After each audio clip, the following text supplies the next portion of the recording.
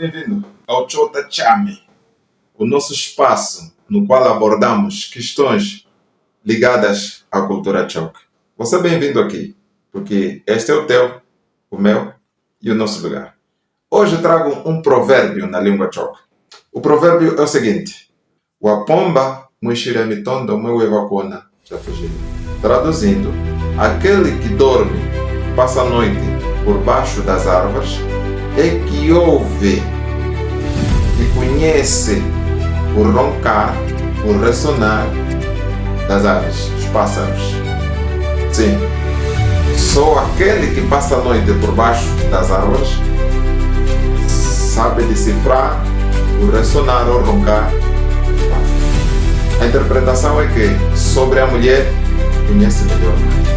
Quem conhece melhor sobre a sua esposa é o marido. A aplicação disso na vida real é que, quando se está a abordar sobre um assunto, deve-se considerar a opinião daquele que melhor conhece aquele assunto. Há meios em que algumas pessoas se sentem tão potentes, tão sábias, que nem consideram a voz, a opinião ou a posição daquele que é especialista sobre o assunto. Emitem opiniões, mesmo não sendo conhecedores da coisa. Wapomba mwishi mitondo mwewakona.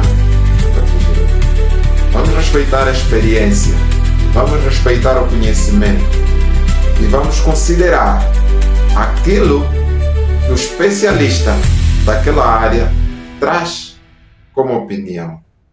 Espero que tenha gostado desse provérbio. Partilhe para que mais pessoas aprendam a dar valor aos conhecimentos dos outros e principalmente dos especialistas. Me siga e Chota Chame é o nosso lugar. Até a próxima!